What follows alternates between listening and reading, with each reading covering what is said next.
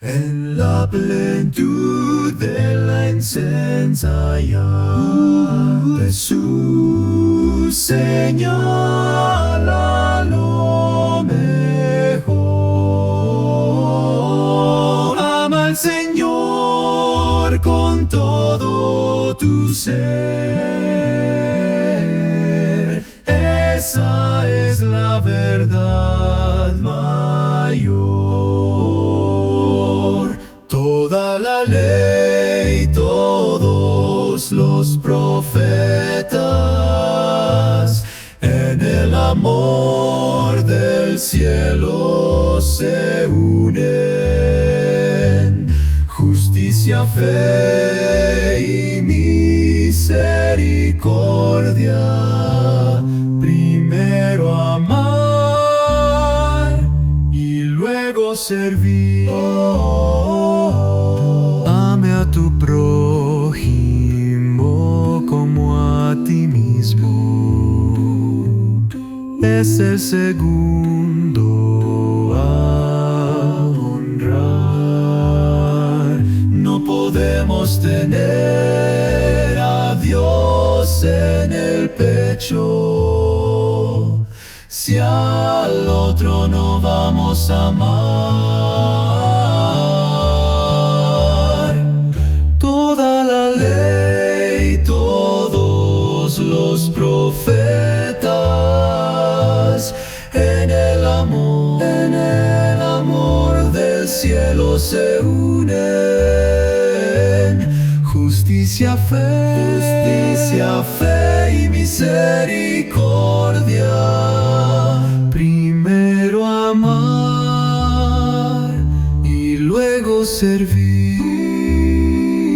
Jesús reprendió al orgulloso, dando diezmos sin compasión. Mas Dios ve el interior del ser, que el amor brille en cada acción. Toda la ley, todos los profetas, en el amor del cielo se une. Justicia, fe y misericordia. Primero amar y luego servir. Huyan de ídolos, de vanidades. Atiendan al pobre y al anciano. Cada acto de misericordia muestra el amor en el corazón. Toda la ley, todos los profetas, en el amor del cielo se unen. Justicia, fe y misericordia. Primero amar y luego servir. Primero amar y luego servir.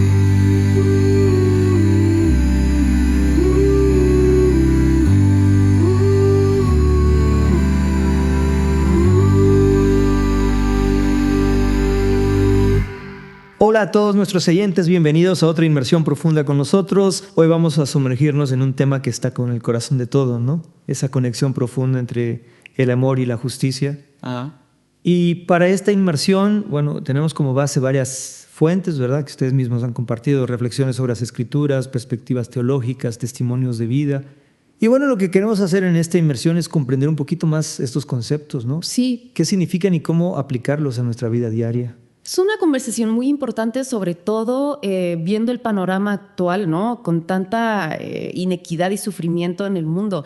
El comprender esta relación tan intrincada entre el amor y la justicia que se evidencia en todo este material que hemos recopilado, nos va a dar una perspectiva muy reveladora no solo de nuestra relación con Dios, sino también de nuestras relaciones interpersonales como seres humanos. Totalmente. Y para empezar esta inmersión, creo que es fundamental que vayamos a un texto central que nos va a ayudar a comprender un poquito más este vínculo, ¿no? Mateo capítulo 22, versículos 34 al 40. En este pasaje, Jesús es interrogado acerca de cuál es el mandamiento más importante, ¿no? Y él responde con dos mandamientos, ¿verdad? Amar al Señor nuestro Dios con todo nuestro ser y amar a nuestro prójimo como nosotros mismos. Y es interesante porque Jesús dice que en estos dos mandamientos se basa toda la ley y los profetas, ¿no? Sí, y es importante también comprender que estos mandamientos no son nuevos, ¿verdad? Jesús no los está inventando. Como bien el texto lo dice, estos dos mandamientos vienen del Antiguo Testamento, ¿no? De Deuteronomio y de Levítico. Ajá. Entonces Jesús realmente lo que está haciendo es reafirmar y colocar en el centro, ¿no? Estos principios que ya existían en el Antiguo Testamento. Exacto. Y es como que vemos una dimensión vertical, que es el amor a Dios, y una dimensión horizontal, que es el amor al prójimo. Pero en el material que nosotros estamos estudiando, se nos deja muy claro que estas dos dimensiones no están separadas, ¿no? Claro. Primera de Juan, capítulo 4, versículo 20 lo dice, de manera bien clara, ¿no? Si alguno dice, yo amo a Dios y aborrece a su hermano, es mentiroso. Pues el que no ama a su hermano a quien ha visto, ¿cómo puede amar a Dios a quien no ha visto? Exacto. Es decir, este versículo nos está presentando esa conexión intrínseca entre los dos amores, ¿no?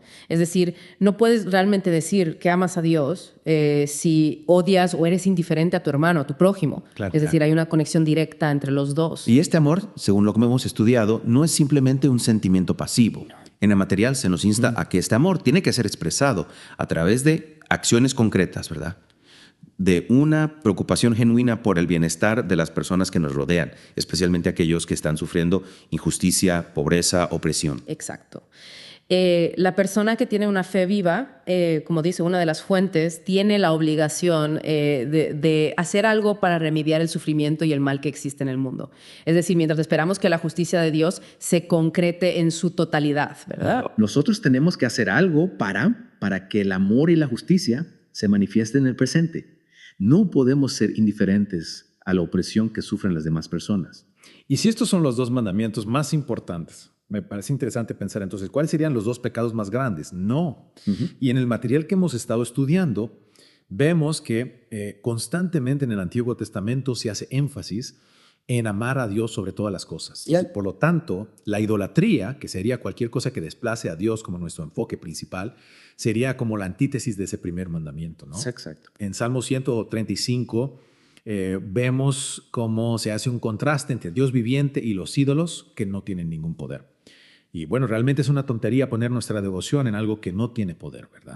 Sí, y no solo se refiere, ¿verdad?, a ídolos físicos como estatuas o imágenes, sino que la idolatría realmente se puede referir a cualquier cosa que ocupe el lugar de Dios en nuestras vidas, ¿no? Ya sea posesiones materiales, el poder, el estatus, incluso nuestros propios deseos, cuando estos se convierten en el motor principal de nuestras vidas y desplazamos a Dios, ¿no? Claro. También es una forma de idolatría.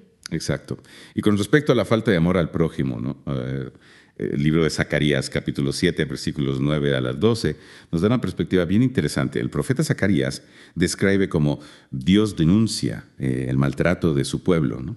La opresión de los vulnerables, las viudas, los huérfanos, los pobres, y la negativa a escuchar su mensaje. Y pareciera que este descuido de la justicia está intrínsecamente relacionado a la falta de amor al prójimo, ¿no? Es como que Dios dice, bueno, ¿cómo me puedes decir que me amas si estás ignorando el sufrimiento de estas personas que también son mi creación? Exacto. Y lo interesante aquí es que vemos cómo la indignación de Dios ante la injusticia está directamente relacionada con su naturaleza amorosa, ¿no? Es decir, la preocupación de Dios por los oprimidos no es algo arbitrario. Claro. Está directamente relacionada con su carácter. Entonces, cuando nosotros fallamos en defender la justicia y mostrar misericordia, estamos actuando en contra de la naturaleza de Dios, ¿no?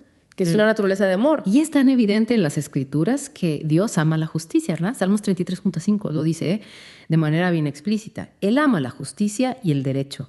De la misericordia del Señor está llena la tierra. Isaías 61.8 también dice, porque yo, el Señor, amo el derecho, aborrezco el latrocinio con holocausto. Y es que esta pasión de Dios por aquellos que son marginados y su ira contra los opresores es un tema que está presente en todo el texto bíblico, ¿no?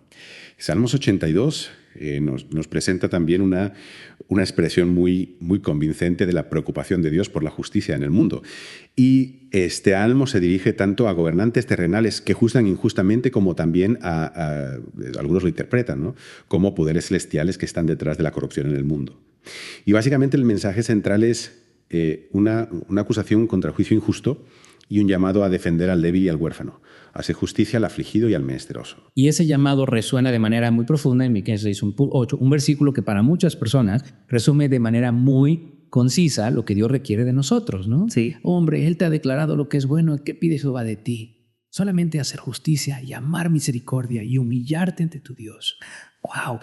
Qué versículo tan hermoso, ¿no? Yeah. Resume de manera muy práctica la aplicación del amor y la justicia en nuestra vida. Y no se trata, ¿verdad?, solo de hacer grandes declaraciones o de hablar de estos ideales de manera abstracta, sino que realmente se trata de principios fundamentales que deben guiar nuestras acciones, ¿no? Ajá. Y la manera en que nos relacionamos con las demás personas. El hacer justicia, el amar misericordia y humillarnos ante Dios son la base para una vida que realmente agrade a Dios y que bendiga a nuestro prójimo. Y los profetas del Antiguo Testamento fueron muy vehementes a la hora de condenar la injusticia. Isaías, por ejemplo, en el capítulo 1, versículo 17, nos exhorta a aprender a hacer el bien, buscar la justicia, restituir al agraviado, defender al huérfano, amparar a la viuda. Y en Isaías, capítulo 10, versículos 1 al 3, él pronuncia un ay sobre aquellos que hacen leyes injustas y privan a los pobres de sus derechos. Jeremías también, en Jeremías 22, dice que el practicar juicio y justicia era característico de conocer verdaderamente a Dios. Y estas voces proféticas nos sirven como un recordatorio muy importante de que la preocupación de Dios por la justicia no es algo secundario, ¿no? Es parte integral de la relación de pacto que Él tiene con la humanidad. Y estos llamados tan apasionados que hacen los profetas de que se rectifique la injusticia, pues debería resonar también en nosotros hoy en día, ¿no? Y hacernos reflexionar acerca de cómo nosotros también podemos ser cómplices de sistemas o comportamientos que perpetúan la desigualdad en el mundo. Y es importante reconocer que este tema no fue algo exclusivo del Antiguo Testamento. Jesús, en Mateo 23, versículos 23 al 30, reprende a los líderes religiosos de su tiempo por su atención tan meticulosa a los detalles de la ley, como diezmar la menta, la roda y el comino, mientras descuidaban los asuntos más importantes de la ley, la justicia, la misericordia y la fe. Y en Lucas 11.42, en el relato paralelo, Jesús dice que ellos pasan por alto la justicia y el amor de Dios. Y este énfasis que hace Jesús en los asuntos más importantes de la ley nos revela cuáles eran sus prioridades, ¿no? Y cuáles eran las prioridades de Dios. Entonces, esto a nosotros nos debe hacer reflexionar en qué cosas nos estamos enfocando en nuestras vidas, que a lo mejor no están mal en sí mismos, ¿verdad? Pero que a lo mejor están eclipsando la importancia de estos asuntos más importantes, como la justicia, la misericordia y la fe. Entonces, ¿cuál es nuestro equivalente moderno de diezmar la menta y descuidar la justicia? No, es algo que debemos reflexionar. La parábola del buen samaritano en Lucas capítulo 10, versículos 25 al 37, también nos da una respuesta muy profunda a la pregunta: ¿quién es mi prójimo? Y en esa parábola, Jesús presenta a un samaritano, que era una persona que pertenecía a un grupo marginado y despreciado, como el que demuestra amor al prójimo, ¿no? Al mostrar misericordia práctica a una persona que está en necesidad, yendo más allá de las barreras sociales para ofrecer ayuda. Y esta parábola lo que hace es romper con esas definiciones tan limitadas que nosotros a veces tenemos de prójimo, ¿no? Y nos enseña que nuestra responsabilidad de amar al prójimo va más allá de nuestro círculo de amigos, de nuestra familia, de las personas que nos caen bien, ¿no? Sino que realmente debemos amar a cualquier persona que esté en necesidad, sin importar su raza, su religión, su estatus social. Es un llamado a tener una compasión activa y a no ser indiferentes al sufrimiento de las demás personas. Y Jesús no solamente predicó sobre la justicia, Él la vivió. Lucas capítulo 4, versículos 16 al 21, nos describe cómo Jesús, citando a Isaías, declara su misión: a predicar buenas nuevas a los pobres, a sanar a los quebrantados de corazón, a pregonar libertad a los cautivos y vista a los ciegos, a poner en libertad a los oprimidos. Y esto contrasta de manera radical con la búsqueda de poder y control que muchas veces vemos en el mundo. Sí, el ministerio de Jesús estuvo enfocado en brindar liberación y restauración a aquellos que eran marginados y oprimidos por la sociedad. Y esa humildad que él mostró, ¿no? El identificarse con los que sufren, nos demuestra la profunda preocupación de Dios por la justicia.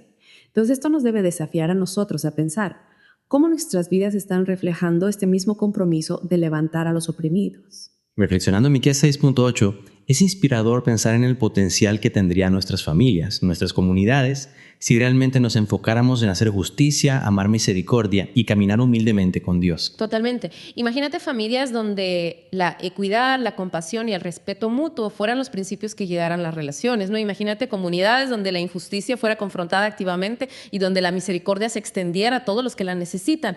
Realmente enfocarnos en estos asuntos más importantes de la ley tiene el poder de transformar nuestras relaciones interpersonales y el tejido mismo de nuestra sociedad. El encuentro de Jesús con el joven rico en Mateo capítulo 19, versículos 16 al 23, nos da otra perspectiva muy importante también.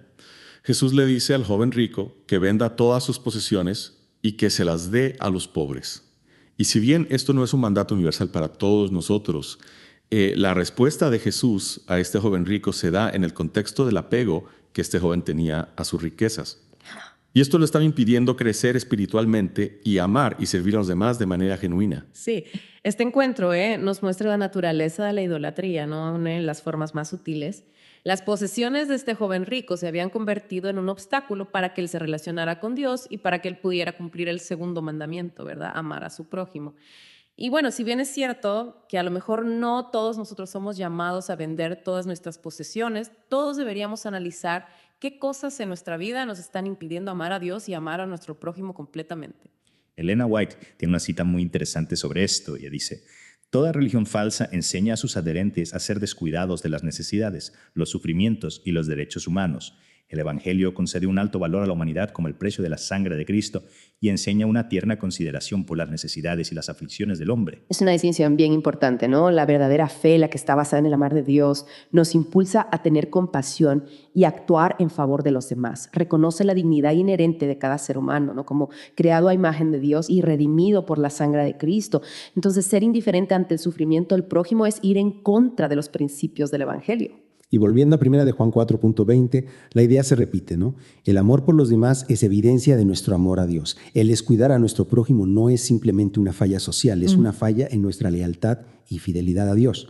Y como dice Zacarías capítulo 7, mostrar misericordia, compasión y evitar la opresión son expresiones de la verdadera fe. Es un llamado a examinar nuestros corazones y nuestras acciones, ¿verdad? A preguntarnos, ¿realmente estamos reflejando el amor de Dios en la manera en que tratamos a los demás? ¿Estamos buscando aliviar el sufrimiento y promover la justicia en nuestro entorno?